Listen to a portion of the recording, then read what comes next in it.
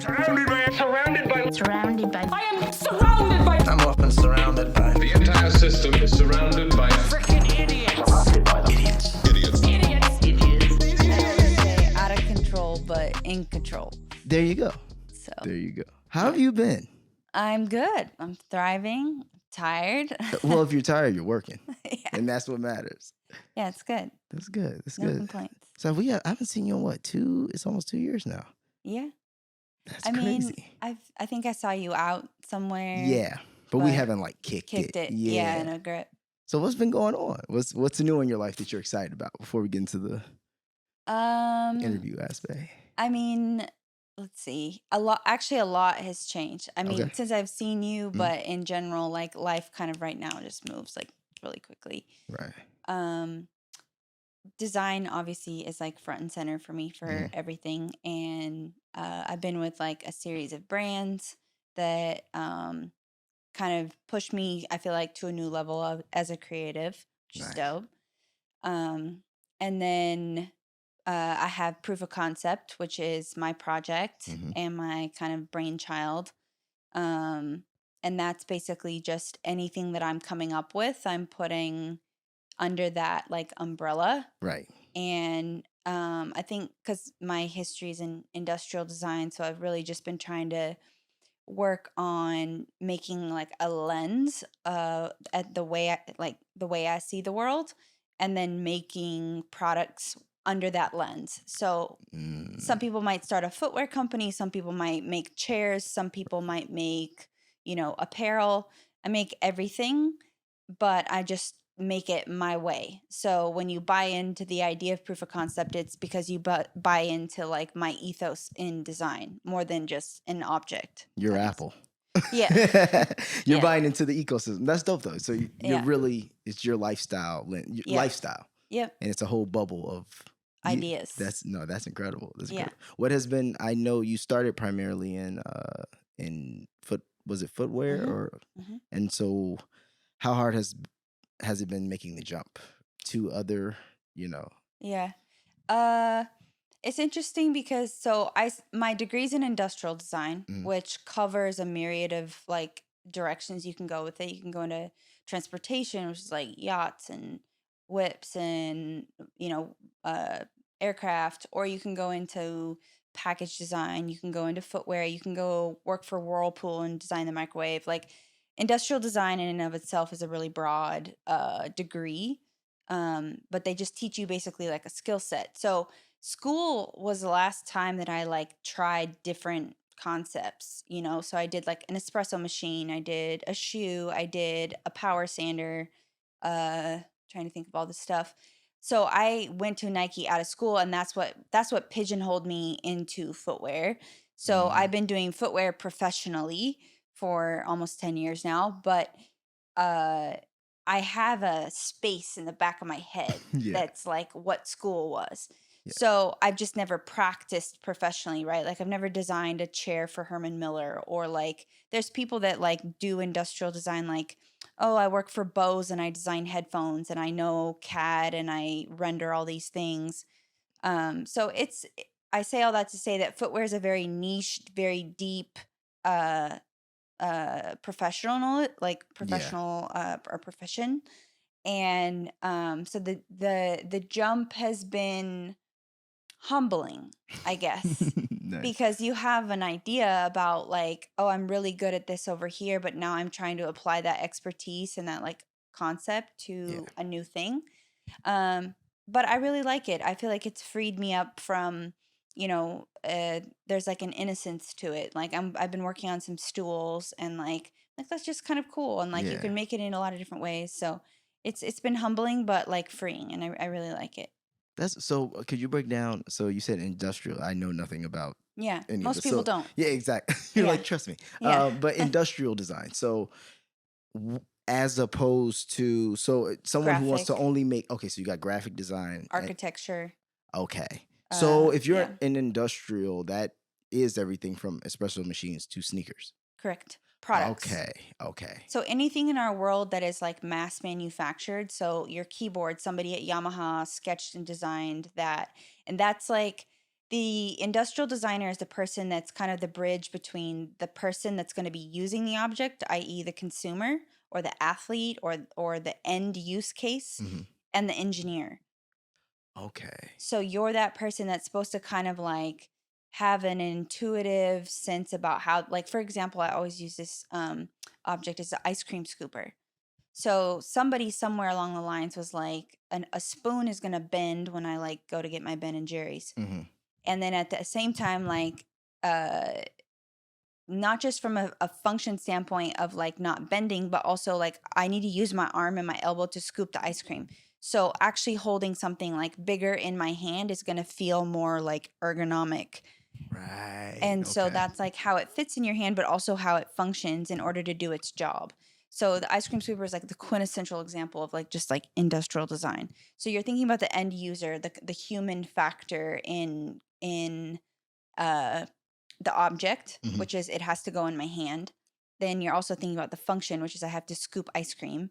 And then you're probably working with an engineer to actually build, all of the, if it had tech, there would be tech in it. If it needed to function, like, oh, it has to turn on or something, then you're Right. working with an engineer and that's their niche. I see what you're saying. So there's a little middle section between like fashion that's just very surface and engineering, which is very, very deep and complex. And then there's that person in the middle that's this industrial designer that's like, I make chairs, I make microwaves, I make the trash, I make the soap dispenser, I make the sneaker, Right. any object. And then it also has to do with like mass manufacturing, but I kind of abandoned that part of it. It's so weird because when you don't think in these terms, like since I don't do this, it's just like functionality is something that you don't realize is in a lot of the things that, like, you buy cool clothes and you're like, oh, but there's a lot of functional reasons sometimes why these clothes look the way that they do. Totally. Yeah. That's wild. So when you were younger, were you into design or did you have a whole other passion and then you got led to design somehow? Kind of both. Okay. So it's so funny, and I'm sure every person feels like this. Like you look at the youngest version of yourself that you can remember doing, like, I don't know, somewhat intelligent activities, and for me it was like Lincoln Logs and Tinker Toys. Like I was the Lego kid, Right. and I had a fascination with like building stuff, and I remember as early as like, I don't know, 6, 7, 8 years old, like my mom had these pie tins, the like metal pie tins that we all know. And I would like take those out into the backyard and like build these little like, as if I was like a landscape architecture or architect. So like I would build these like little like fake fountains and like I would, plant fake trees. And I was designing, but I didn't know that that's what I was doing. And then between 2nd grade and 8th grade, I was homeschooled and my mom recognized this trait. And so if I read a book, I was allowed to make a model to talk about what I made or what I saw. So like if I read a book about like history or something, she would be like, if you want to make like a little like shoebox model of like, this is what happened and like the Cowboys and the Indians and they fought. And then, like I could do that. And so if we learned about the Civil War, World War II, like I could make. She let me make. I feel you. So then I got to high school and obviously, and we went to public school at that point. And so the closest thing I could find to that was ceramics. And so I went in just making pots and I did really well there. And in my junior year of high school, or maybe it was my senior year. Yeah, my senior year of high school, my pole vault coach, he worked at Nike because I grew up in Oregon. Shout out home. Lake Oswego, Oregon. And how far is that from Portland and Nike and all that kind of stuff? It's right outside Portland. It's already like 15 minutes outside of Portland, 20 minutes maybe. Okay. And it's probably like 30-ish minutes from Beaverton, which is where Nike headquarters is. Okay. So my pole vault coach, him and his brother are like Nike legends. And I'm like a regular basic white girl from Oregon. So I didn't grow up in like sneaker culture. Right. I'm not subscribing to this. I don't know anything. Mm-hmm. This is just my pole vault coach. So he picked up, cause I thought I wanted to be an architect, but I sucked at math. I just not that. I was not that type A. Like I can plug through the public school system, do great on my SATs. I wasn't that kid. So he picked up on the fact that I liked making teapots specifically. Okay. And that was he realized that the reason I was geeked on it was because I liked that I made something beautiful, but it also functioned. And so he was like, okay, why don't you come to work with me? So his name is Tobie Hatfield, and he's like a Nike legend. His brother is Tinker. Yeah. Oh, shit. And so Tinker and Tobie, at the time, they're retired now, but at the time coached high school pole vaulting because they were both pole vaulters. Okay. And I was a gymnast. And so when I quit gym, I transitioned into pole vaulting, just like high school track team.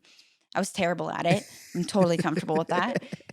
And so Tinker and Tobie were the ones that showed me design. And I was 17. And so Tobie took me to work with him that day.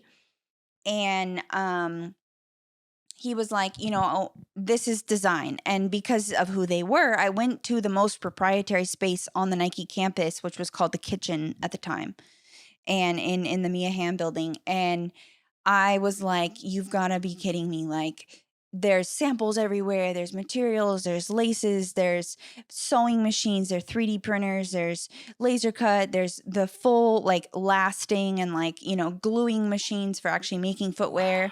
And this is like Tinker's team. Yeah. And Eric Avar sits there, did all the Kobe's. Aaron Cooper worked with Braun, Serena Williams, all these people. Mark Smith, who was, and Wilson Smith, who were both Tinker's like right hands through that whole Jordan era. They all sat on this team. And so the team of GOAT. That's the Olympic team of design right there. Literally.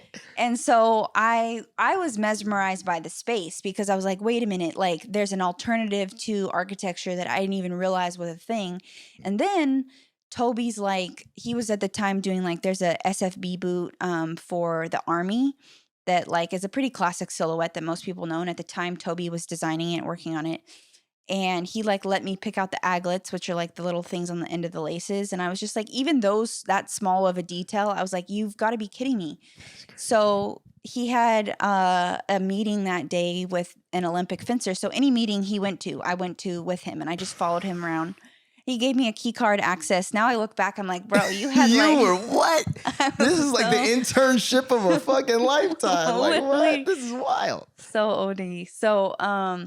So I walk off the Nike campus at 17 years old with a physical, tangible, like place, job description idea of where I want to go, what I want to do. And it wasn't like this ethereal dream that was like, oh, wouldn't that be cool if, Right.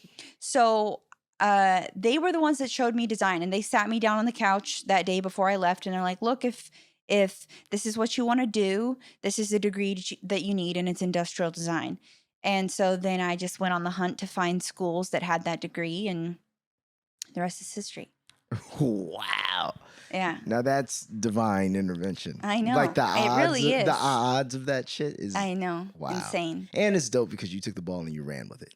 I did. Yeah. know? Yeah, I did. So man, that's an insane story. So you went there, you went to school, you graduated, and then you went back to Nike? I did. Yeah. Okay. So the funny thing about that was that day, Aaron Cooper, someone that I mentioned earlier, he's just one of the Nike OGs, 25 years with the company, 10 years with Nike basketball, was the current design director when they signed LeBron. Okay. And so him and Ken Link really like were the first guys to really work with Bron and like start that legacy. And Aaron came to my Nike store I went to Arizona State. He came to my Scottsdale store, and we remembered each other. And I was working retail while I was in design school. Okay. And I was like, hey, I came with Tobie. And he was like, yeah, I remember you. And I was like, can I get your email? Like, I'm in school now. And so he ended up mentoring me for the following 2.5 years while I was still in college. And so that's really what, like, I would say even gave me a chance of even getting a job there, because Nike's like going to Harvard, going to MIT, like the acceptance rate, especially within the design organization, is extremely competitive. Yeah, I can imagine. And so just as you might want to work at like Apple at a high level, you probably need to come from MIT or one of these Ivy League schools, right?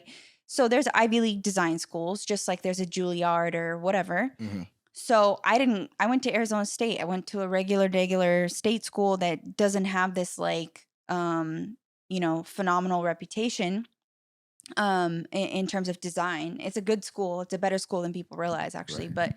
But so I wouldn't have even had a chance to compete to like, get an internship or get a job if Aaron had not been this like battery on my back. I feel you. So during school, I would submit them, for my grades and whatnot, but they also got sent to Aaron, every project. And Aaron would send them back with like emails, like 2 pages long of everything I did wrong, or I should have considered, or I should have thought through. Right. And then was like, you suck at sketching. You need to be sketching, like all just a level of, things that you wouldn't have gotten until much later in the game, and it would have been a little too late. Exactly. Yeah. Yep. No, that's incredible. So I credit everything I have in my career to Aaron Cooper and his investment in mentoring me and pushing me and not mincing his words. And like, I would get these emails and I would cry from a place of just appreciation. Right. That someone was willing to take the time to literally go through my, kind of pathetic school projects and like break them down. And I could literally look back like, 6 months, I was a different. Mm-hmm. So I also feel grateful for that time because I chased that growth that I felt during that era of my life. And I'm like, I know I'm capable of chameleon, like right. butterfly or caterpillar to butterfly over and over and over again. And if he hadn't given me that experience, I don't know where my mental would be. Well, yeah, and a lot of people get, when you don't have mentors like that who also can be, they don't mince words and they're to the point. Yeah. You don't know how to deal with that when you get in the workplace. And then It's the true. boss does this. Or you're working at a level where it's unacceptable. Like, no, this shit has to be done this way. Yes. So it's an apprenticeship that you can't replicate. Yeah. What kind of school projects did you have to do? I was wondering, like, what kind of shit do they have you guys doing in there? I mean, the first year they teach you basically like just how to draw in perspective. So like we see the world in 3D. Right. And so first you learn how to draw like proportionally in 2D. Like if I was to just draw the iPhone, if I just looked at it straight on, what would I see? That's good for dimensions and like making blueprints and like technical work. And then they teach you like, what if you turn the iPhone to the side and now you're seeing both and you're seeing the X and the Z and the Y axis. Okay. How do you accurately draw that object? So that's kind of the first step in school. And then at my school, you would compete and they would only take like the top 25 to 30 kids into the program that would actually graduate with the degree. Okay. And then after you get into that, then there's a whole I would say the second year is just about skill set. So teaching you how to render, teaching you how to 3D model, teaching you programs, Adobe, Photoshop, Illustrator, InDesign, basically just giving you your tool belt. And then third and fourth year for us was like we had to do a housewares project. So I wanted to design an espresso machine. Okay. And then the back half of that was a power tool. And then I picked a palm sander. Okay. And then senior year, I had a partnership with Disney. So Disney had a partnership with my school. So Disney actually funded like a project and you would work on like, whatever brief they had. And yeah, so it was cool. What was that? What did you make for that? We ended up coming up with a game. My first idea that I actually wanted to do and now exists in the world. And I look back and I'm like, see y'all, I was okay, but I had vision. I did. I was like, I was ahead of my time. I had wanted to do. We had to pick a movie. We picked WALL-E. Okay. And I wanted to make Eva into basically like a thing that kids could take around the world, and Eva would take pictures of like plants or animals or insects, different things, and then that would send the picture to the app and they could see on their iPad or whatever, like, oh, this is what I saw outside today, and get some kind of education. This is this kind of plant. This is and yes, and now that is very much a thing. And so, but that was the original idea that I had. My team shot it down. We ended up making some like game that basically you put targets around the room and in different algorithms they would light up and the kid would have to like run around and like tag them. Oh, okay. And I kind of like the how basketball players have the whole like exactly. Same idea. Same idea, but around your house. Okay. So yeah. Anyway. I would have voted for the plant. Eva was way better. Eva was, yeah. But, and you could have said, Eva. Yes. You could have done There's so many I great see the things. vision. Thank you. I appreciate it. So after you went back to Nike, how long were you there? I was at headquarters for 4 years. Okay. So I interned in college between junior and senior year, and then I went back, and I was there for 4 years. And that was a really interesting experience because I feel like I owe a lot of how I think to like Nike process and Right. what Nike teaches you, how they develop product. Everything they do is rooted in some kind of insight around the athlete. So I loved that. That really drew upon like industrial design thinking, like going back to the ice cream scooper, like who is using this and how are they using it? Same thing, like anything in sports is like what does the player need? What is the player size? What are the player movements? Or if you're running, like, are you trying to run fast? Are you trying to run long? Are you trying to run, strong? What are all these like kind of needs for the athlete? And then really rooting the way that you design the shoe to accommodate those specific insights. So and I love that. functionality is such a large part of it. It's huge. Yeah, I see what you mean. Yeah. And innovation, how you solve for those functions or those needs. Damn. So Cool. yeah, it was really cool. That's dope. And then you moved to Africa. Yeah, so that was interesting because I worked my butt off, obviously. And now that I've shared this much, like I worked my butt off. Nike was the dream job. That was it was the only intention. It was the only thing I targeted, I wanted, and I was very intentional with my direction towards that. So when I actually got into the company, like I've pretty much been spoon-fed by like legends, right? For like 4 or 5 years at that point. Right. Or at least 4 years. And so once you get into the corporate structure, you realize you're like, oh, I'm just a number, in a cog in the wheel. In the zeitgeist. And yeah. And even though I enjoyed what I was learning and what I was doing, I had a hard time with just the corporate aspect of it. And then, I think at the time, I think they've improved or they're working on it, but there was a lot of challenges with sexism and racism that I either witnessed or personally experienced. Gotcha. And so that was difficult to just like work your ass off, basically, just to be kind of like not taken seriously or dismissed. And I felt that everywhere that I could have gone in the company, I didn't see that changing. So at 26, I was like, are these the battles I want to fight? I completely understand. Are these the hill? If I want this is the hill that I'm gonna have to charge this hill just to get here. Is that really the hill that you want just to get to this peak? Like you can move around. So the answer was like a resounding no.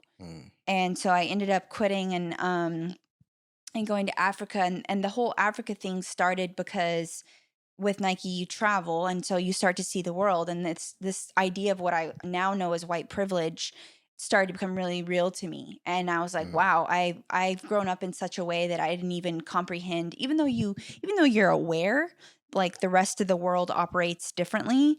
I didn't understand like to the degree until I started going to Asia. Yeah. And specifically in Vietnam, there was like a woman outside of my hotel that she looked like she had been like through some sort of fire or like a blast of some kind, because literally half of her body was like maimed and like she had one eye and all the things. I'd never seen anything like this in my life. Like we have homelessness in America and we have plenty of issues in America, but I had never seen something physically like this before. Along with like everything else I was seeing in Asia. I was like grown men selling bananas and like, most of them ride scooters everywhere. Like culturally, you're absorbing a lot. You're not even making judgments about it. You're just like, this is very different. So I see this woman and we're walking back from dinner and I see her the first night and it's like, it's hard not to look at her, but you're like, I don't know what to do. You're also like a white person in a foreign country. You stick out, like, you're just different. Yeah. So the second night, same thing. We go to dinner and we come back. My team goes in the hotel. We go up the elevator. I get off the elevator like I'm going to my room, and I get back on the elevator and go back down. And I just like kneel down and I look at her in her face, and she just like starts crying. And I start crying. Obviously, I can't speak her language. Right. But it was like, you're a human. you know, and that really like, that just hit me. Like I thought about, when I came home, I thought about her for probably a month, like nightly. And I was like, God, why was I given this life? And this woman, this is her reality. Yeah. This will never change. She will wake up tomorrow and be there. And I don't know how she got there. I don't know if somebody kidnapped her and did that to her on purpose and then put her on the street to beg. I don't know if it was an accident on a factory line somewhere. Like, you don't know people's stories. But the point is, she was a human being. Yeah. And how did I get this lot in life and she got this one? That seems so unfair to me. And to the point that I was like emotional about it for like a month when I got home from the trip. And so I couldn't put that out of my mind. And it's like, man, I wake up every day and my objective and my reality is to chase my dreams. And for the first time, that felt very futile. It almost felt empty because I was like, how do I get to do that? And they don't wake up and think about that. And again, knowing more now, because I look back and I'm like, that's kind of like naive thinking, because there's a lot of people in the world with much less that are very happy. Right. And I honor that. I'm happy for that. I wish America had more of that. So it's not a judgment or a critique, but her specifically obviously had been through some trauma. Yeah. So that stuck in the back of my head. And that's where Africa ended up coming up. Was I had a conversation with a family friend and I was like, hey, I'm just really struggling with like, what am I really doing with my life? Like, I wake up every day. I basically deal with sexism. I also really love what I do. I can't reconcile this like kind of delta between the goals of my dreams and how I actually feel about them. Right. And then am I just going to grind in a 9-to-5 for the rest of my life and get PTO and like other people are going to determine my salary? And like that whole system just didn't work for me. You're preaching to the choir. I get it. Yeah. I get it. And that didn't dawn on me that wouldn't sit well with me until I was in it. Right. And you don't know that when you're 20 years old in college, you know? So, it's firsthand experience. Yeah. Exactly. So I quit, and we had some family friends that were in ministry. And so I was like, I want to get out of the hype, like literally the hype. And elephant print and all, like I need out. yeah, I feel you. all the way out. And that's where you go to get Dave Chappelle knew that's all the way out. That's and I'm gonna go learn some shit about myself, go really appreciate some shit I got going on around here. I feel it. Yeah. I feel it. Yeah. So our family friends had a series of relationships and networks, and one of them was in Ethiopia. Okay. And so actually the ex-prime minister's wife has a program similar to like what would be a Boys and Girls Club here. Oh, okay. And so they were like, if this is something you want to pursue from a career perspective, or like this, you want to have like a shift, we can send you here and you can learn about what would go into that and how you could actually be of value in that space. And so I was like, okay. So I went, and literally the day that I landed, their prime minister, Ethiopia is a very peaceful country. They've never been invaded by anyone. They're which is amazing. Very like proud, nationalist, beautiful, peaceful people. Right. Internally, they have their own challenges. Yeah. As we all do. And so the day that I landed, their prime minister actually got pulled like out of power. Like he resigned, and there was a lot of chaos around that happening. And so I was supposed to go for 6 months. I ended up only being able to stay for a month because of how like OD it was. The village I was supposed to go to, which was like 3 hours outside of Addis Ababa, which is the capital, we couldn't even drive because people were like hijacking cars and burning them. So just as an American, it was like, this is just too much. That was quick too. Yeah. Like you just landed and you're like, okay. Yeah.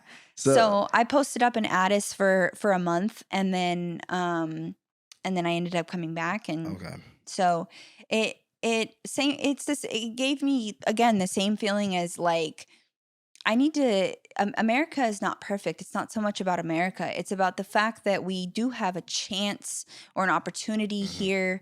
You know, if I need to go get a job at Subway, I can. If I need to go get a job, you know, driving a bus, I can. Like there's opportunity. Yeah. People don't realize that's those jobs or that infrastructure is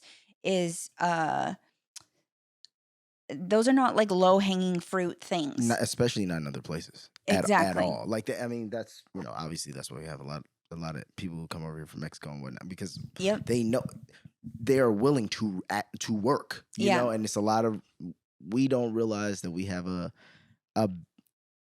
even at our lowest levels, there generally is a baseline level of living that people aren't really going. Because I mean, it's even you go to, like I've gone to like Jamaica, and like even went to DR recently, and you go over there and you're like, oh damn, like dirt floors is normal. Like that's not like we have projects, it's dangerous, but you got floors. You know what I mean? Like there is some form of, you know, it's a very different existence. And it's funny too, because we even have, like you said too, like, you know, our government, it can be intrusive, but it's not so intrusive that we can't just start up our own businesses and try to create our own things and go, oh, I don't really want to work in that infrastructure, I'm gonna go over here. You know, and that's definitely, you know, not that's just not everywhere at all. Yeah. So that's kind of like, I don't put America on any pedestal, but I do recognize that like privilege in being an American. And so that is what I just feel like that's what I took away from travel was, I have to, if I am X amount of privileged, you know, have X amount of opportunities, I better lean into those. I better take advantage of those. Facts. And not for self, but because what could I do with, you know, if you send $100 over here, or, you know, I connect my homegirl with this, now she's doing this, like, just, you got to like pay it forward. That's a lot of times people don't realize that either. It's like, the worst part is, even when, you know, there's certain situations you may not go in a room and everyone looks like you, but the best part about it is, if a few people get in there, no matter what they look like, if they're creating platforms for people that look like you, that is a very different, you know, it's just like if a woman gets into a position and she's looking out for other women, well, regardless of what her race or her anything is, she's creating these opportunities for other people who wouldn't get the even glance or look otherwise, you know? Yeah. And I think that's what I lost at Nike, was this purpose-driven existence. Right. And so, and I grew up in the church. I grew up around faith. I grew up around the idea of just life having meaning. Like, we don't just go through the motions. And so that, I think that's also why, like, in general, like a corporate structure just didn't really work for my mentality or my heart. And so they have a very different end goal. Very different. Very different end goal. And structure and just everything. And how we get there, we don't really give a fuck. You know, we just, is that bottom line cracking. So, I could see how that could turn. So it really did turn me off. And I didn't even, like I said, I didn't even realize I was going to experience that. And that also was confusing. Like, I was miserable at Nike at the end of my time there for like a year and a half, because I was confused. I was like, I cannot reconcile that. Like, this is everything I ever wanted, and I'm here, and I hate my day to day. Not what I'm doing from a design standpoint. I love meeting with athletes and sketching and making shoes, but like the hypocrisy within it. All of it. Yeah. I was like, this doesn't resonate, you know, and there's great people within those, you know, systems or hierarchies, but like the premise to me is off. Well, you also have to remember a lot of, and this not just like any major corporation. Yeah. For them to get to that level. Yeah. You know, it's built on the back shit. America. Yeah. It's built on something. Now, there's some great people within the structure of America but we know where this shit built on. And that's now, do you find, because I even had this question ahead of time you brought up, but did you find when you went to other places, and, you know, you don't need to say names or anything, but that is like an intrinsic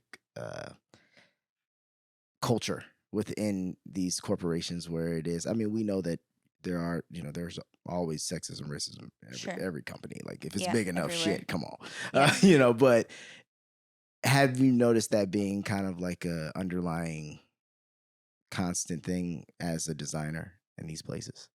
Yeah. As a female designer in these places. Yes, yeah. I mean, in general, so like let's take like makeup or fashion. Like makeup is predominantly women and gay men. Yes. You're not really going to see a lot of straight men just by the nature of what that is. Yeah. Fashion, same thing. It's like a ton of women, and then a ton of gay men, and then like a handful of straight men. So those industries are culturally dominated by just like feminine energy. Right. Industrial design is just a male dominated field, as is engineering, as is architecture. Okay, I see what you're saying. So by default, just because I'm in that field, I'm just in a pool of I'm just outnumbered. Right. And predominantly every room or every table I sit at, I'm either the only or like one of two, depending on how big the room is. And I actually really enjoy that because I really, really enjoy working with men. And actually, if I had my perfect world, all of my teammates would be men and my leader would be a female. Right, I feel you. Because I think women, I believe in God. I believe God designed us to be like very intuitive and empathetic. That's like what it means to me. That's what it means to be a woman. Right. Like we are designed to take something and like nurture it, hold it, take care of it. So that quality to me in leadership is really powerful because you're able to basically like incubate your team to like deploy and execute at their highest level. And I think women are fundamentally wired that way.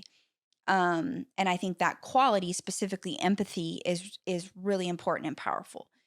I don't think by any means that men don't have empathy or but can't. We got a hell of a lot less. But it's just not the same, intrinsic, little motor. But from a team standpoint, like guys are so, greatly matter of fact, and that makes team dynamics very simple. Right. And that's a beautiful thing because things are much more cut and dry and much easier to execute stuff. Right. Because there's less cattiness, there's less, and worried about hurting people's feelings. All of that. All that. Yeah. Guys are kind of like, bro, that doesn't fucking work. Yeah.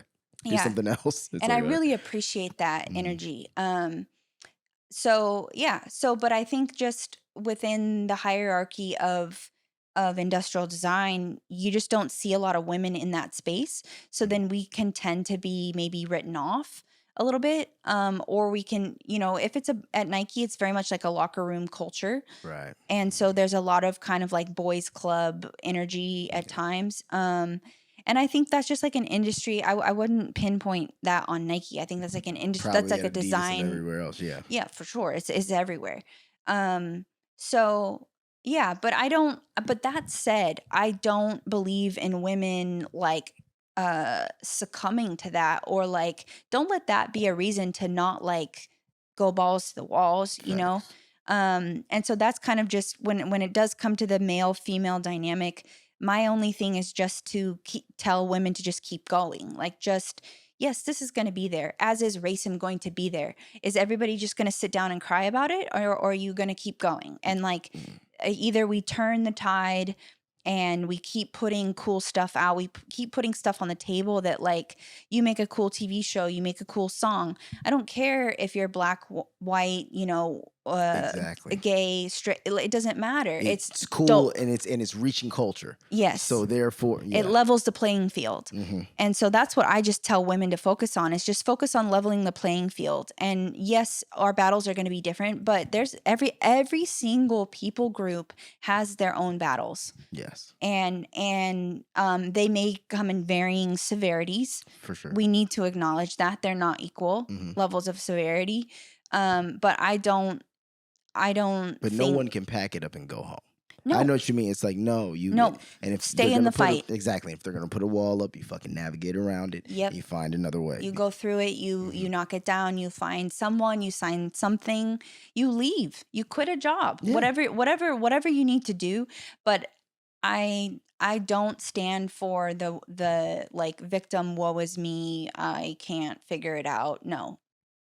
Everybody has their problems, figure it out. Fucking amen. No, yeah. I agree, because that's even in my side of entertainment and everything. I always tell people, I'm like, you can't just sit around and wait for anyone to hand you anything. Totally. Like you can. That shit probably not gonna work out well. You know what I mean? Luck. Feel free. Good luck. I'm gonna be trying to figure out some other shit, or I'm gonna find a way to get around what. Or even, as you said, when you see biases in any industry, it makes sense and it behooves you to go forge your own path. So then maybe there's a place other motherfuckers like you when you were younger can work that isn't that. Yep. You know, like, why does it have to be only this handful of places? Why does it have to be, you know, like, and if we can build a culture on negative things, we can build a culture on positive things. I agree. Know? Yeah.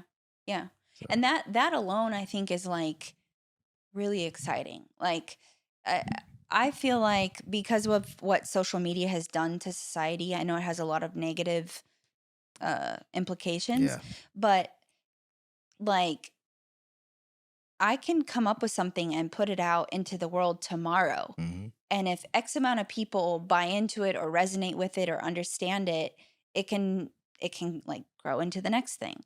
And like that in college, I kind of had this thing of like, I wonder how far I can push this thing. Like that was the mentality always. And I carry that with me. It's just like, well, how far can I push this? And then, and that idea of just consistently chipping away in a direction. Yeah. Because I think where people mess up is they try and go in too many directions. So now you never actually, now you're, my favorite analogy, and it's accurate to myself as well in other areas, is Bambi on ice. Yeah, so all over the place. All over the place, and then eventually she just goes like this. Yeah. And she has a hoof in every direction. She's not actually made it anywhere. And it's sort of adorable, but like that can also be us. If you don't, and I think people don't have success because they don't pick a lane and stay in it and like drive somewhere, you know? And I think like LeBron is the perfect example of how I think everybody should model their life, which is LeBron went very deep in one skill, which was basketball. And then after he reached a certain pinnacle, he was able to move laterally. Yeah. So go deep in something first, and then it's like, okay, open a school.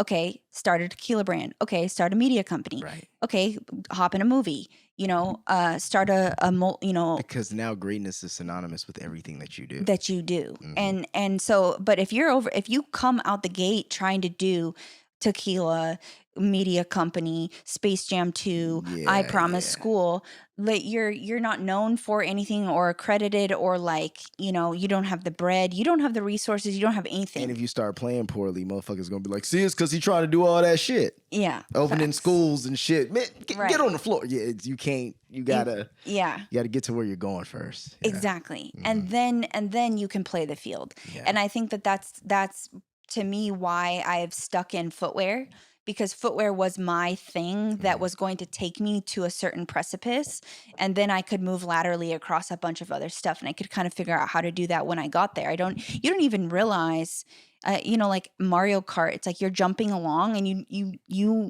know there's like this ethereal end where you win, but like you don't know which cloud is going to pop up and then which thing down here. Now you got to hop on the mushroom. Like you don't know, and it slowly comes in. And I feel like people, because they can't see, they don't try, or they don't stay. They don't stay consistent. In that lane. And it's like. And they hop in the other lane. And I always look at life like traffic. The other lane starts moving. Then you're like, oh shit, I got to hop back in that one because that shit's hot. And then you get over there. That one stops. Yeah. You know what I mean? Then you get stuck behind some asshole who's like reading the maps. He doesn't know where he's going, but you know where you're trying to go. So it's. Yeah. Yeah. You got to just stay consistent. That's really it. And then eventually you look back and you're like, oh shit, like all of this, you know, has come to pass, but I could have never told you at whatever age or whatever point that this is how I would have gotten here. Yeah. No. So I think that the other problem with social makes it look manicured and like well thought out, and it's like, this is really ugly a lot of the time, and it makes it look easy. And that because once again, we don't show our worst work because we're also still trying to get somewhere. You know what I mean? It's cool to show like your shitty, you know, your early shitty designs or my early shitty music once, you know, motherfucker got a Grammy. Like, you know what I mean? Then it's like, oh man, look, I came from here. But in the meantime, we want to create a certain level of professionalism and a certain we all have a certain facade we want to keep up and Yeah. want to put to the masses, but it's crazy how that doesn't always, like, first off, people who aren't as polished usually don't care, and they put out everything fast because they think their first thing, because they haven't done anything long enough, they think their first shit is gold. Yeah, true. You know what I mean? Where it's like, it's like, okay, if I come up with something, this is cool. It's going to need a lot of revision, but it's cool. But like, no, people just think that, you're like, oh no, she was dope. She could draw a little bit. She came with some designs. And then next thing you know, she over here at Nike work. Then she working with Jerry Lorenzo. That shit, man, I can do that shit. Yeah. No, it's a whole lot. You can, but you also got to put in all these years she been putting in with the same discipline she been putting them in with. And that's not, as you know, nobody sees that. I've seen how you work. It's not normal. Yeah, you know, know, it's not. And you make that's why you marks gotta and be strides. Passionate. That's the other thing is like, because I've talked to a lot of people about this, and people are like, how do I da da da da da? And it's like, okay, what are you naturally inclined towards? When you wake up, what if you could do anything, what would you do? Whatever that is, that's the direction you need to be going. And like for me, it was making Tinker toys, little the Hindenburg out of toothpicks and balsa wood, 4-foot long scale model when I was 11 years old. Legos, teapots, ceramics. Yeah, shit's serious. Things are changing. Sorry, had a little technical difficulties. It's getting hot in LA. We're back. We're back. So yeah, I wanted to ask you about you working for Fear of God. That's fucking sick. So like, how did this happen? What's the story there? I mean, I know you already had your background in footwear and everything, but that's crazy. Yeah. I definitely feel like I'm a different designer before and after, studying under Jerry. He is really, really, really, really talented, just at basically taking in the world and funneling it through the way that he looks at the world, and then effectively spitting out product, fashion, emotion, shape, color, taste through that lens.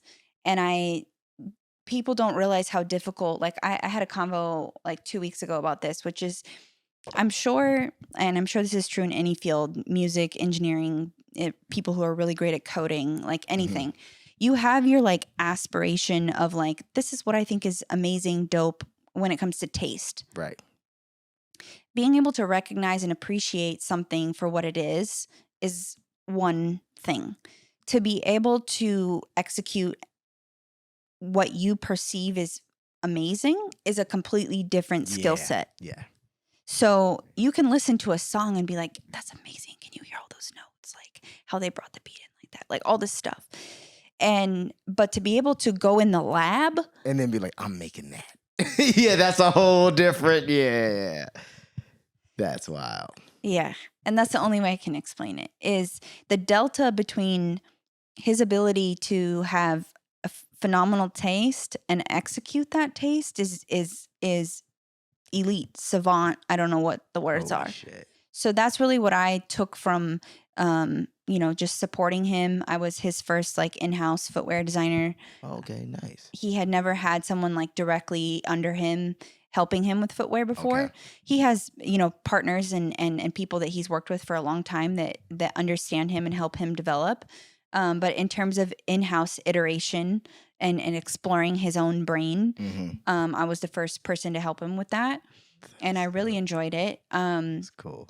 And then I just learned so much from doing, I would just say, very like elementary tasks for him. So a lot of my job was, he would find references, or he would do a sketch himself, and then I would take that sketch and put it in the computer and bring it back to him, and he would move the lines around, on the page and kind of make it feel more like Fear of God, make it feel more basketball, make it feel more running, whatever he was going after based on like the references he had pulled.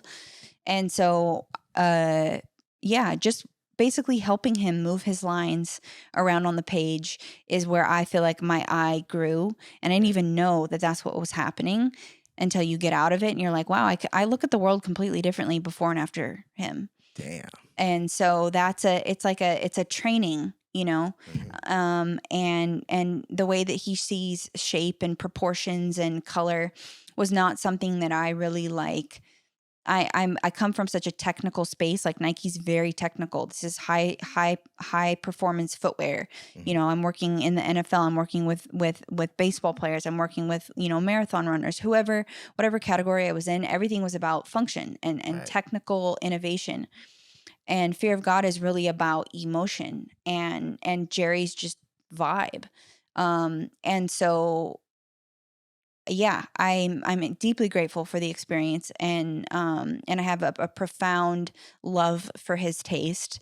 Even before I went there, like when I posted that I was going there, I got hit by so many people I believe it. that was like, "This is really what you're into," and I Yeah. was like, "I know that. He doesn't know that, you know." But Yeah. like anybody that knows like how I dress or things that I think is cool, or you know, even just the ethos around, it's not a Christian brand, but Jerry's definitely a believer. And Yeah. like, so that just everything about Fear of God really, really hit home for me.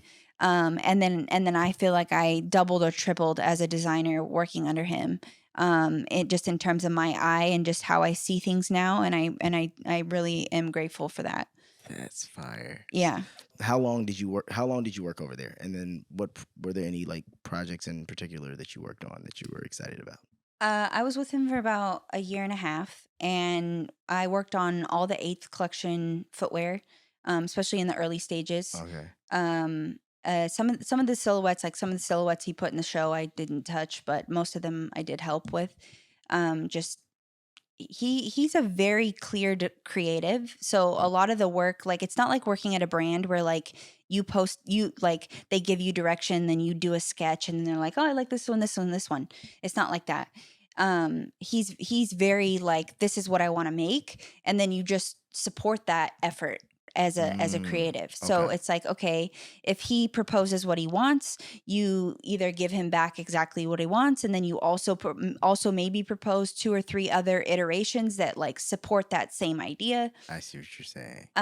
But it's very prescriptive because it's his vision, it's his baby, it's what he does. And that's really the difference between working for an artist and a creative and an elite creative director, and then working for a brand. A brand, you as a designer, you have autonomy and you have the responsibility to drive the creative vision of the project. Right. When you work for a creative, that is their vision. So your job is to help support it, amplify it, answer to it, make sure it happens, all those kinds of things. So I worked on all of the eighth collection stuff, and then the Adidas Fear of God collab, which is slowly trickling out. Yeah. One silhouette at a time. That's incredible. Yeah. So then you went from there, and then you went to, was James Pierce before or After. that was after? Yep. Okay. I went to James Perse for a year. Perse. Sorry. Yeah. And same thing there. Like he's a very prescriptive creative. But the spectrum that he works on is much different than what Jerry works on. Like Jerry is like, you know, footwear, apparel, and accessories focused. James has everything from, he wants to make coolers to he has full properties in Mexico that he's designed, from the studs within the building all the way through to the napkins. Sheesh. And the typeface on the napkins to, you know, I think he has like 40 stores worldwide. Like he's a bigger brand. Right. And then also the breadth of product that he offers is much wider. So yeah, I mean, I feel like both of them were amazing people in terms of my personal taste. They're people that I would have aspired to, you know, level with. And like, I really, same thing. I'm grateful for just taking in basically how they make decisions. And those are design decisions. Those are not like business decisions. Right. And that's why I'm saying, like, helping Jerry move his lines around the page, those are design decisions. So if he says, I want it to feel more basketball, and he like, you know, lifts the vamp and leans the heel in and like changes the top line, and now all of a sudden it went from feeling like boxing to feeling like basketball, I know the changes that were made it do that. Right. I didn't have that level of like IQ in design until like, or I should say in like, in design until him. And James is the same way. So like, you know, he's also very minimalist. He's a little bit more of a mature brand.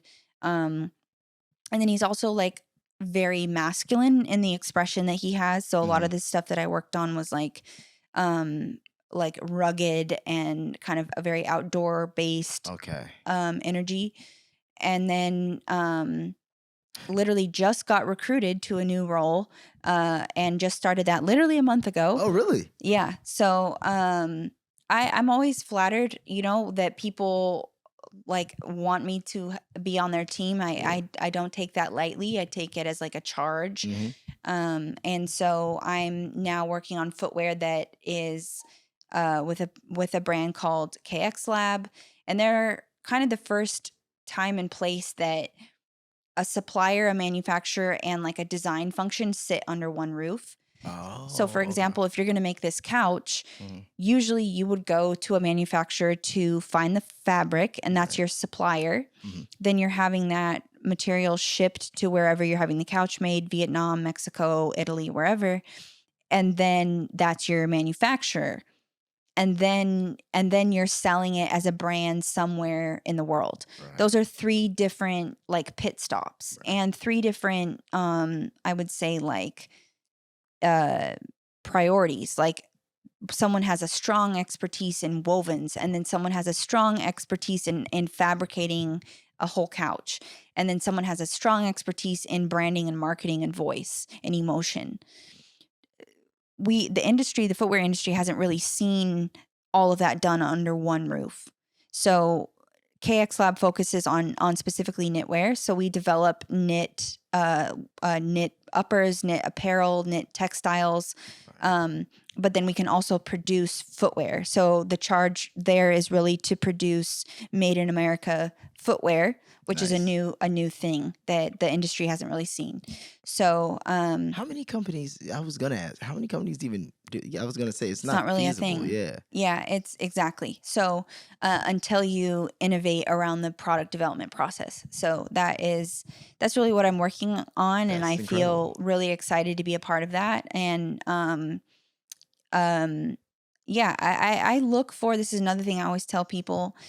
I've had opportunities to go and work with other big sexy names, right? Like Jerry's super sexy. To go to those places, you should go there because there's intrinsic value in what you will learn there. And not everybody that's sexy will teach you something. Most who are sexy don't. Yeah. Yeah, facts. So even if you have the chance to go work for some A-list headliner, this, that, and the other, you may not actually take that much out of the experience other than to be able to say that you worked for that person. But you individually, not that much value was added to you. Yeah. So if you really, like, I really think and have intentions and hopes and beliefs of being like a mogul in design for myself and other people, I look for experiences that are going to put tools in my tool belt to break down bigger walls. Yeah. Not just to say that I worked for so-and-so. So Jerry changed everything, for me. There's value in working within his org. There's value in working for someone like James because of the way that he makes decisions.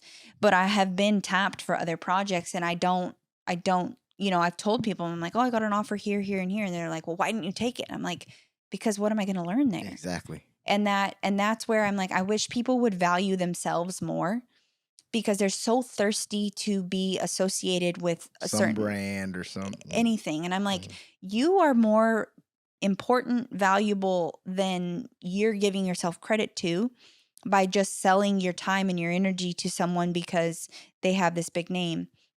You got to think about what they're giving you.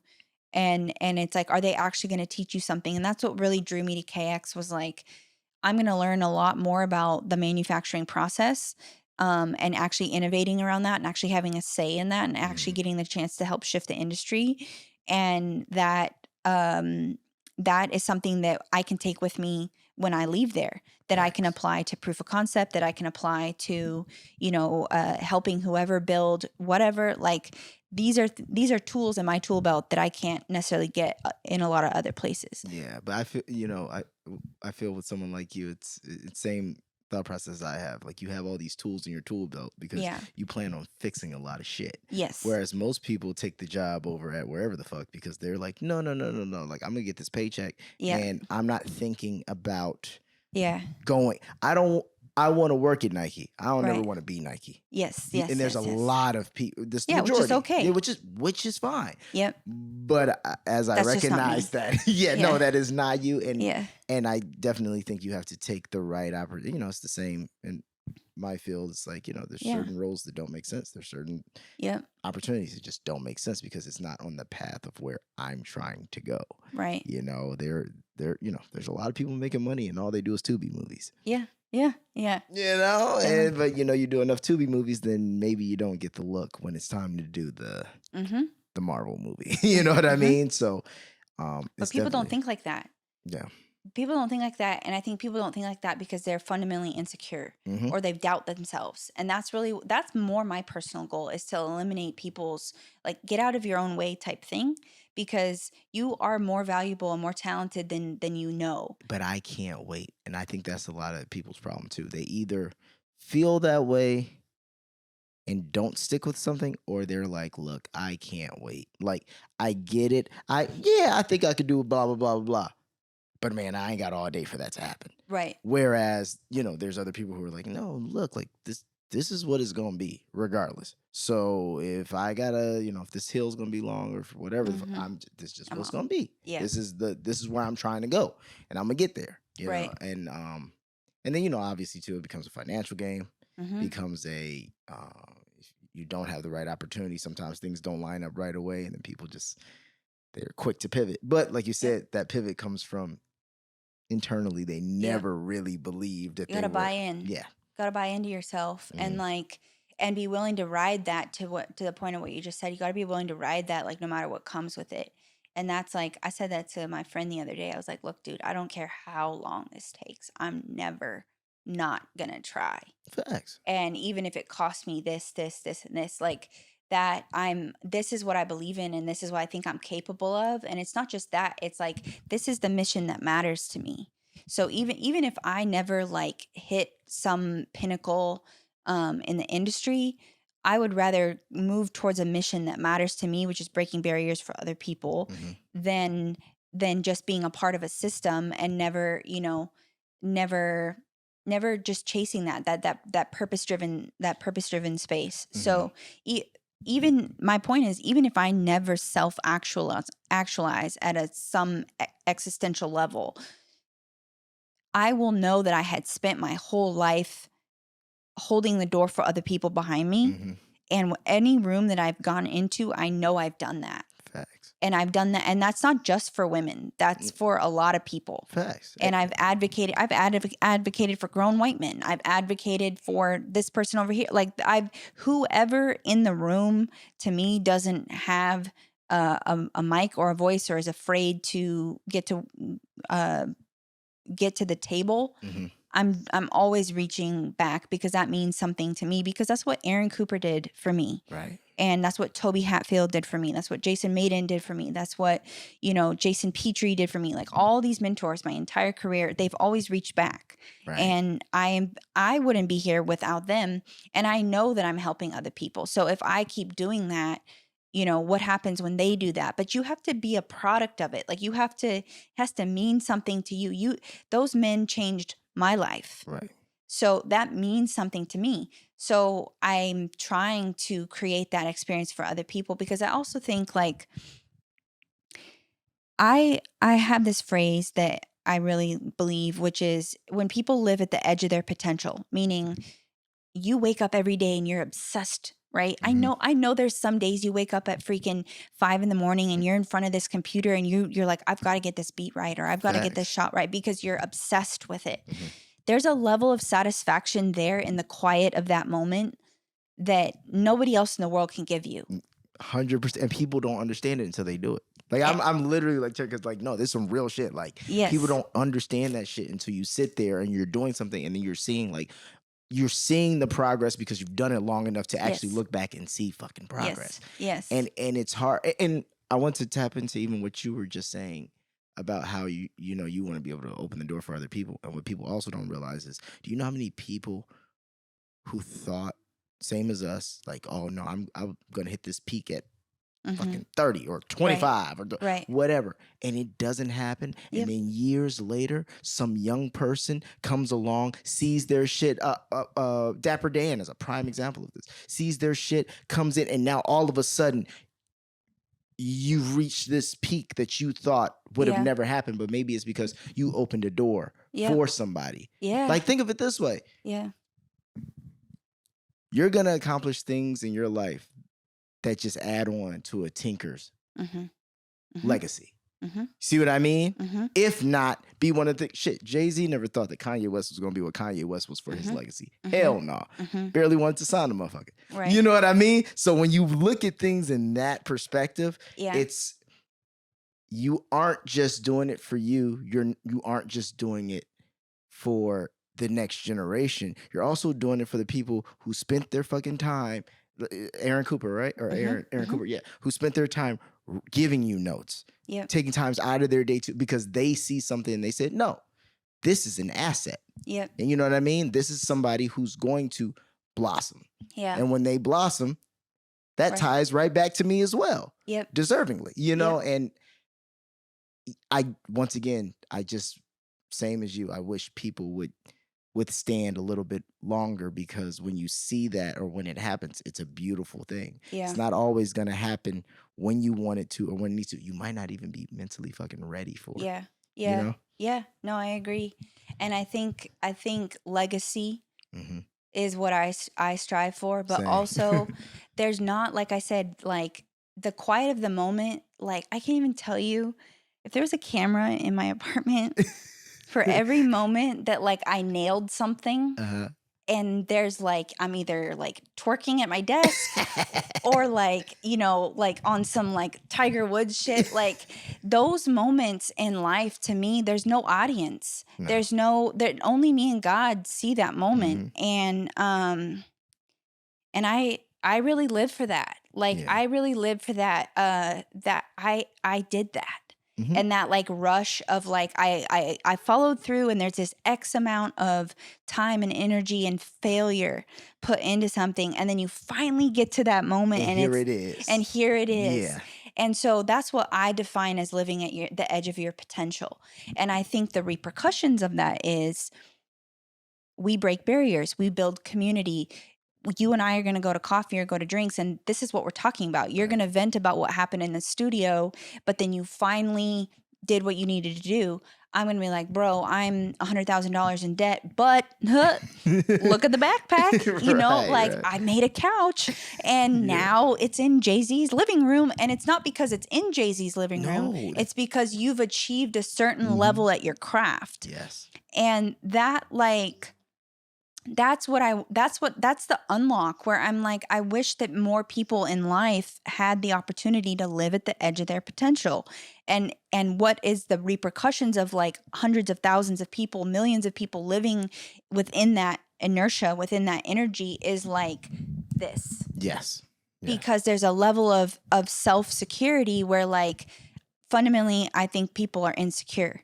So if people can feel secure in themselves, then I can reach out and add value to you. I can reach out and help you. I will give my money to this because I don't need to keep adding to myself. Yes. Yeah. And so the outpouring, the automatic, right? You know, it's the same thing as like with faith, right? When like God comes to you, there's no way you take that light and just it just stays inside. There's like that song when you're little, like let your little light shine. It comes out of you, and then it changes the world. So I don't think I can change the world, but I can control my 24 hours. Exactly. And so like LeBron, it's like go deep in something, and then you can move laterally through a million different things that could have X amount of impact.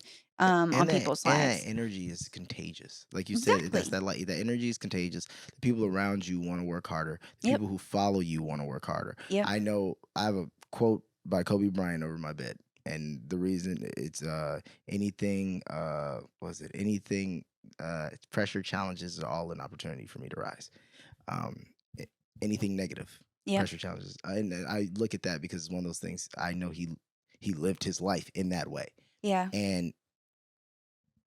I just want to be that for other people, because like you said, if everyone's doing a little bit better, if everyone's making a little bit better music, if everyone's making a little bit better movies, doing a little bit better making art, doing a little bit better, as a whole, we elevate. And that doesn't mean just America. That doesn't mean that means the world. The if human everyone's race. just a little bit nicer every day, we all elevate. It's that people are a little bit nicer every day. That, because I think, like, yes, we have to do something with our 24 hours. We have to make money. We have to, have a livelihood. But who we are and how we treat each other, how we love each other, I think has a lot to do with what we experience in those 24 hours. It's very true. Right? Yes. So you wake up on the wrong side of the bed, or your boss talks to you crazy on the side, or you're going through a divorce, or if you're a woman, you're on your period, whatever, right? Like, these are things that are happening within your day that then the output of that can be very negative. And these are symptomatic. This energy, this negative energy over here is symptomatic of like whatever was happening over here. And so I'm always a big person of like, I guess accountability, but also understanding like, where did you come from? Like, when I look at people that are just like ugly people, I'm like, what did you go through? Yeah, who hurt you? Who hurt you? Literally, yeah. And instead of judging or critiquing the behavior, it's like, where is this coming from, and how do we fix whatever that is? Not because I can fix it, but if I can love you, if I can show up for you, if I can do something that would help you heal, I want to do that. And I think the idea of living at your potential, which to me comes back to passion and comes back to how God made you and what he made you to do, and you really going at it at that level. Like, I'm a freaking happy person. I'm emotional and I'll cry and I'll do all these little things, but I'm a fundamentally happy person. And I love talking to people about design, and I love talking to people about their stories, and like, because people just want to feel valued. And design for me has been the vehicle by which I've been able to have these dialogues. Right. And then, you do see and feel the love. And I think that's like, that's the purpose. Yeah, and it's funny, the whole time you're sitting there, all I'm thinking is, because you found purpose. And that's the number one issue I feel most people go through, is just lack of purpose. Yeah. If I don't know what I want to do, but I'm Bambi on ice, so I'm trying to do everything, but I don't really know. And over a course of time, if you don't seek that out or you don't work towards it, right, you will, you do get depressed. Yeah. You do feel like there's no way out, because you don't have anything that gets you up every day, and you're like, well, I got to go do this. Well, I know I'm needed for this, and I need to, and I'm shit, even doing these conversations, doing this podcast, I know for me, it was like, once I got on this journey, I was like, no, like, I'm learning, I'm building stronger relationships with people I already know.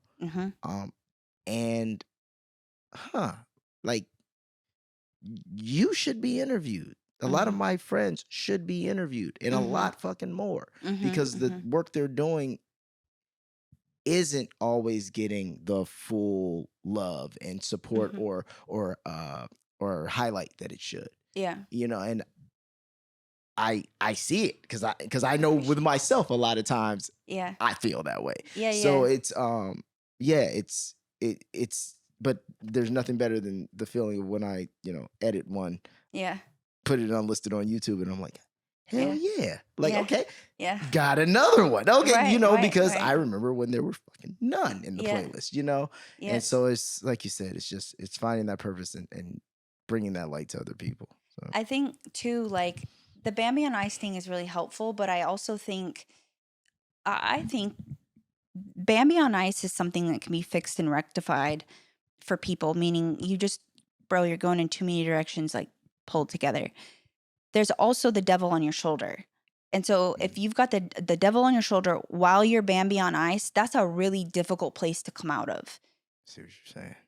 And I think that the devil on your shoulder, it's that voice in the back of your head. Yeah, but you could never. Yeah, but they got that because of this. Or, yeah, but I'm not that, and it's this constant Sometimes narrative. it could be just called friends, but not real friends, but, the people around you. That's what I mean. Or some people, like, I know just from like the your devil tweets, can be anything.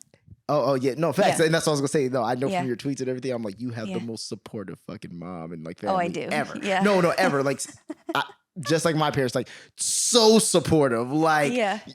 incredible. But I Yeah. feel like that was what I was getting at. People have that devil on their shoulder because it's like somebody's mama is saying that shit to them. Yep. Yep. And not the shit your mom's saying, which is like, you get them, Oh, girl. I Oh, I feel love you. this. No, they're Yes, saying the like, other come direction. on, stop. You better go get a Yeah. real job. What the hell you gonna do? Make it? And it's Yeah. like, You can't do that. Yeah, like you Yeah. can't do. Like, let's be realistic here. Yep. Whoa. Yep. Like, Yep. that's not. And I feel like that happens to so many people because when it comes close to home, Right. the same way when that love comes from like Mhm. home, it's the best thing ever, and you're like crying, but you're like, I'm gonna figure this shit out. Yeah, you're right. You know, opposed to, you know, when your friends who might subconsciously know they can't do X, Y, and Z, and they tell Mhm. you like, I mean, it's cool, but like, come on, bro, you're not really gonna. Yeah. And you internalize that because you're putting yourself on the same Yep. pedestal or level as them, Yep. and they're not even putting themselves anywhere mentally. True. You know, you don't know how serious someone is because you can't be in their mind. All they can do is show you with their consistency and their output. Yeah. And true. that's it. And that's what I've learned being from acting to music to fucking anything. It's like the more I did something and the more points I put on the board, no matter how long it takes to put those points on the board, the more points you put on the board, the more consistent you seem, reps. the more reps, the more opportunities come your way. Yeah. And it's never failed. Yeah. 28 years, damn near Same. 29 years of doing this entertainment as a whole, it's never failed because something will come if you put something into the world. If you're putting nothing in the world, can't one fucking thing come back. Yeah. No, it's true. I think that's also a strong misconception is like people assume that X opportunities are coming to people just because they knew so and so or whatever. It's like no, if that is the case, they will flop.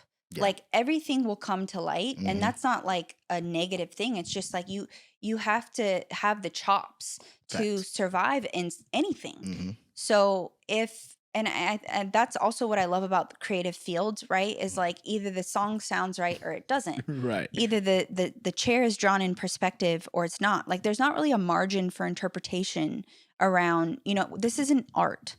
I see what you're saying. There's a difference between design and art, It's like either you can sketch or you cannot. Like, this is not like Vincent van Gogh. Like there's no or some impressionistic painting that you're just going to interpret. Well, yeah, if you look this way, it's Right. it's very different. No. So there's a level of accountability around skill set that is powerful. And that's why I always tell people like you need to value yourself.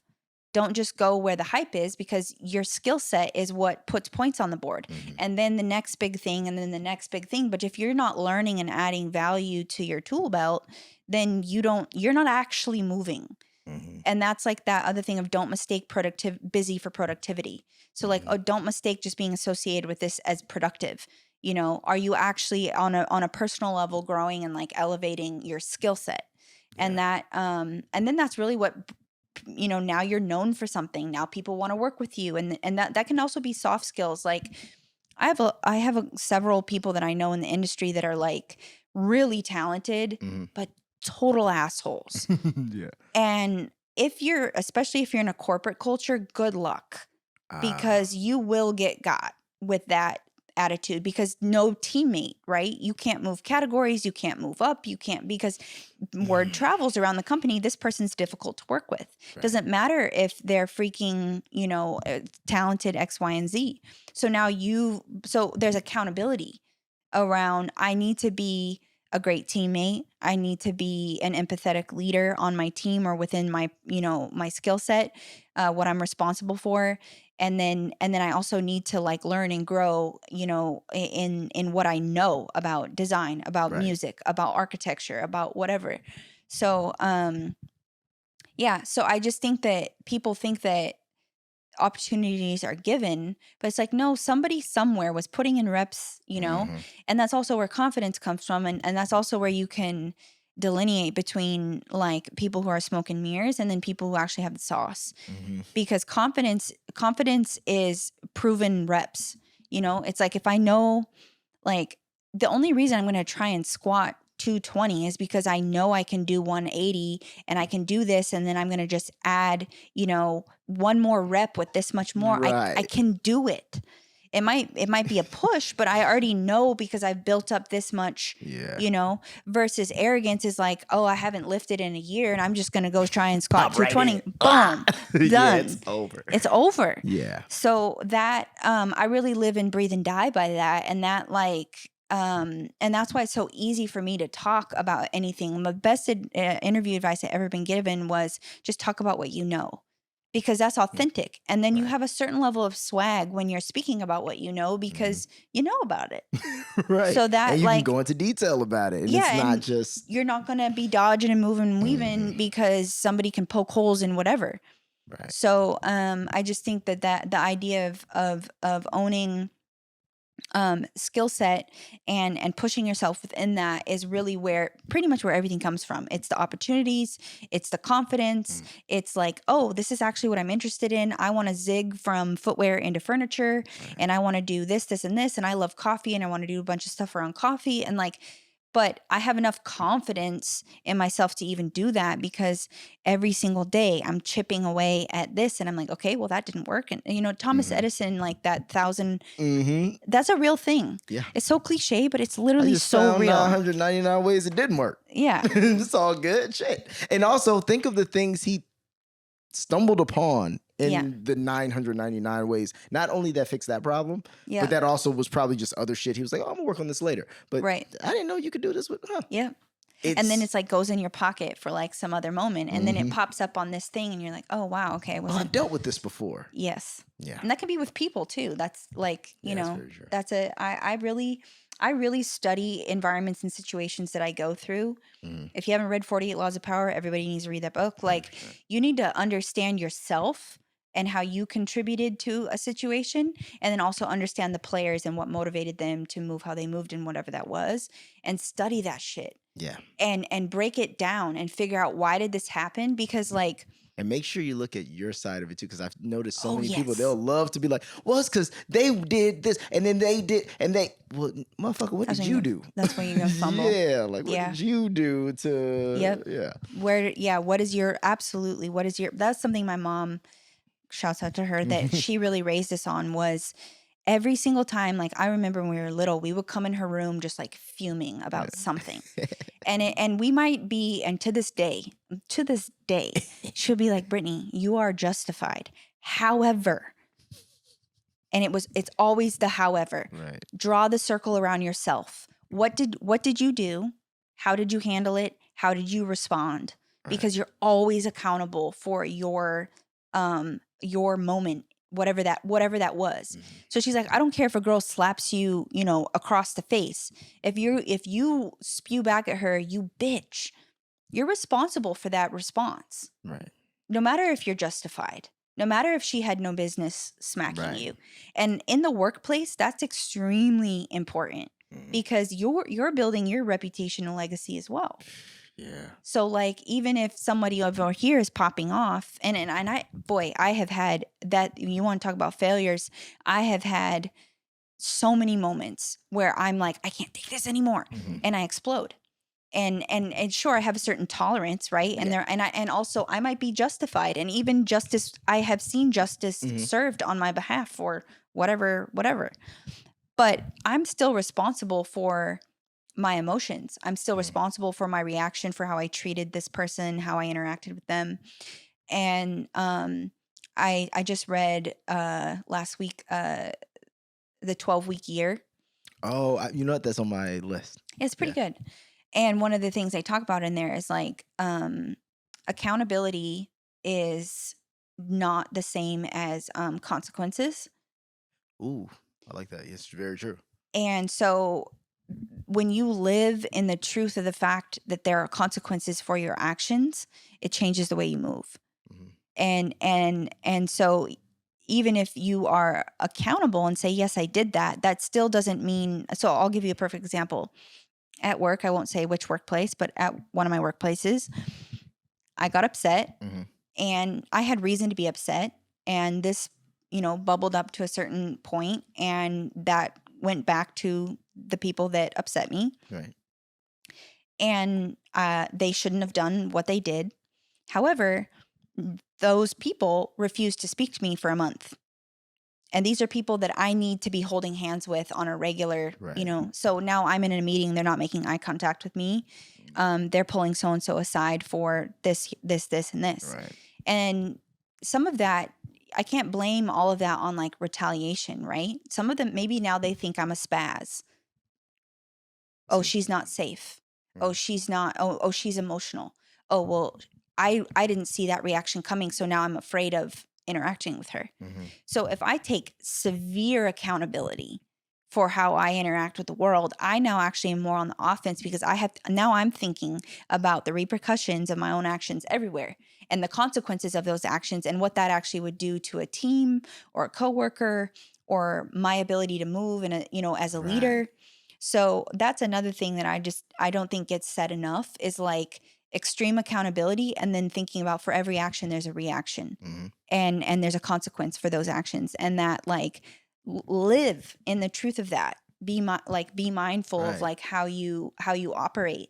And then I also believe God blesses that. Like if you stand in integrity, and I'm not saying be a pushover, I'm not saying be a doormat. That's not what I'm saying. But there's a certain tact, I guess, and those soft skills to me are equally as lethal as being able to sketch or lay a track.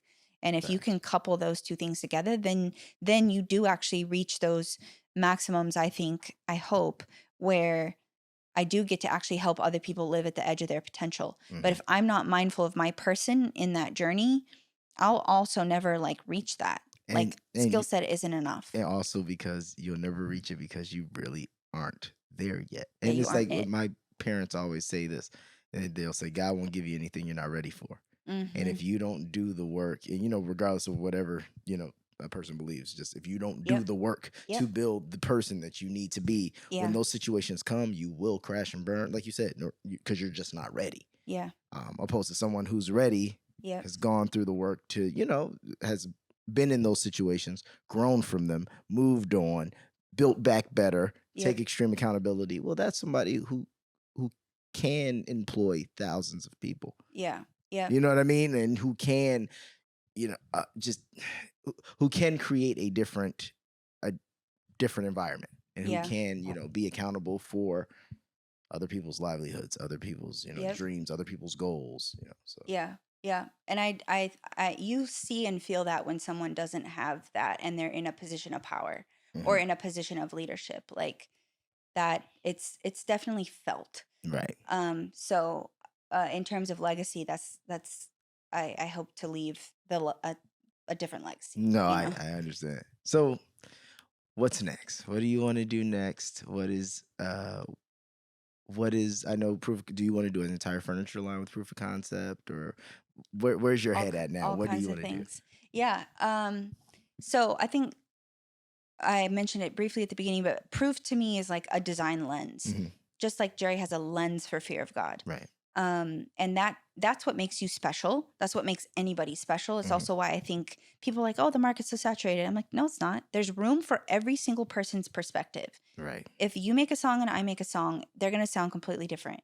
And that there's room for both. There's always room for both. So I think if anybody can hone a perspective and offer it, that is enough. There doesn't need to be any other cosigns. There doesn't anything. So for me, proof is a lens, which the lens for me is basically, in the most simplest way, functional minimalism.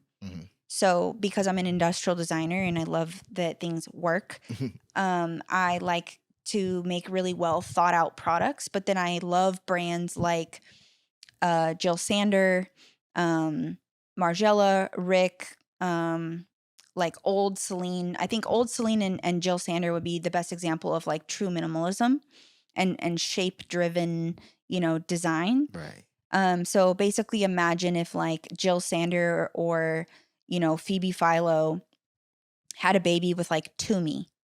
Okay. So Tumi is very well engineered, or Rimowa, very, very, very thoughtful design, very well, like it's functional design, and you're and all of the things around like travel, for example, are considered within a Rimowa experience. Right. And Rimowa does a really good job around minimalism as well. But I still think like if Jerry or Jill or Phoebe Philo made a suitcase, it would probably look more minimalist. For sure. So that's kind of the way that I'm looking at the world at this point is I want to make really beautiful stuff that also functions at a really high level. And I personally don't feel like I see that anywhere in the marketplace where those two things are mutually prioritized. So like, I think of like maybe Arc'teryx or like the North Face. To me, those are like, they have a really strong aesthetic, but it's not necessarily minimalist. Right. It's very technical and like, so I'm applying that lens to a stool, to a backpack, to a coffee table, to apparel. Eventually I'll do footwear at some point. But yeah, I'm making stuff that I think we should have in our world that is like clever. And then it's also beautiful. Well, so I like, cannot wait to see the house you buy and the shit you put in it. Let me tell you that. Because I already know I'm going to be like, damn, this is fire. yeah. And it's minimal as fuck, but this is crazy. Yeah. That's fire. I think, which is ironic because like I don't live a minimalist lifestyle because I'm a designer. Like your space, my space looks exactly the same. These are my tools. Organized chaos. Yeah, Organized you gotta chaos. be. Yeah, for sure. But I love, the expression of this stuff, and I hope one day my work will move out of my house and into a studio, and then my house will be minimalist. But yeah, I just think that's the premise. And I'm just chipping away at that and putting out basically like a series of products. Initially, it's going to be really small runs. Furniture will be like one of one. Right. If you buy it, you get it. I'm not making it again. And then, yeah, same thing, like just considering problem solving. So like, for example, I'm working on this stool that came from like, I was going out to dinner with my homegirls and I had this like shirt dress thing on and I didn't want to like bend over to wrinkle it to tie my shoes. Right. So I was like, wouldn't it be convenient if my feet came to me? And so I like designed this stool that you like sit on this like mochi looking. That's how you came up with the idea. I'll add a picture of it in the. Yeah. No, but I was looking. I was like, that's so cool. And I remember the picture how you were sitting on it. Like that makes complete sense. That's fire. So again, function driven, right? The insight, going back to my Nike days, the insight was around like I want my feet to come to me because I don't want to wrinkle my clothes. Right. But then I also wanted it to flip into a table. And so it actually flips over and it's also like a night table. And so the design language also, I really love like the female figure. And so a lot of those shapes that you see in the foam like come from the same creases that women have. And I'm like, I just think this like God made us, and I think we're beautiful objects, for lack of a better term. We're beautiful forms. Beautiful forms. That's beautiful the forms. better Let one. me. Sorry, I'm an industrial designer. I didn't mean it. Ladies, don't kill me for that. We're beautiful forms, and so taking inspiration from how we were made, and then sort of clashing it with this like industrial element that you see like this like strong monolithic shape. But then you see these like kind of really soft forms, and I think that juxtaposition is kind of interesting. So from a artist standpoint, I guess that's kind of like my eye. Yeah. But again, it's function driven, and so to me, the stool is a perfect like. If I had to explain proof, I would explain that stool. Right. It also looks like it belongs in like a museum. Like if you get like two of them next to each other. Oh yeah, and in a empty room, that shit will look like crazy high art. Yes. Trust me, yeah. Yeah.